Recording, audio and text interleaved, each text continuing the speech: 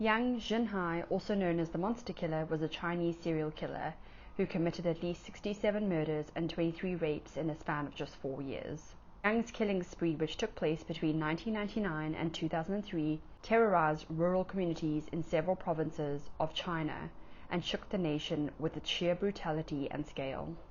Yang was born in July 1968 in the Henan province of China. He grew up in poverty and was reportedly physically and emotionally abused by his stepmother. Yang left school at an early age and worked odd jobs, including as a farmhand and a factory worker. In 1988, Yang was sentenced to 5 years in prison for theft. After his release, he moved to several different cities and continued to have run-ins with the law. In 1999, Yang began his killing spree. He targeted mostly farmers and their families, breaking into their homes at night and using hammers, axes, and shovels to bludgeon his victims to death. He also raped some of his female victims before killing them. Yang's killings were motivated by desire for money and hatred of society, which he believed had mistreated him. In October 2002, Yang killed a father and his 6-year-old daughter with a shovel, then raped his pregnant wife, who managed to survive the assault. On December 6th, he massacred an entire family, which included a grandmother, parents, and 2 children in Henan.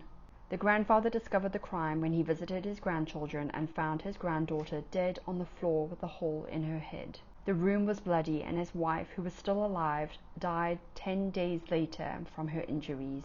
Yang would later confess to this crime and said that he used a hammer to kill the family and burying them in a grave. He repeated this type of slaughter on multiple occasions.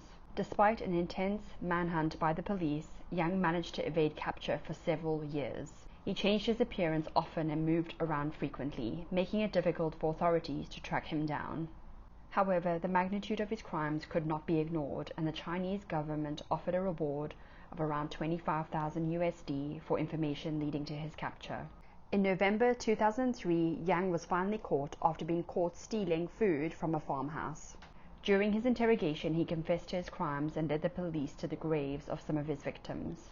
He was found to have committed at least 67 murders and 23 rapes, although the actual number of his victims may have been higher. Although Yang has never really expressed the motivation that drove him to kill, there is an emblematic statement of his that helps you to understand the reason for his extreme and heinous acts. "When I kill, I feel the desire to kill again.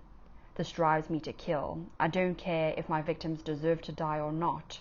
I do not give a damn. I have no desire to be part of a society.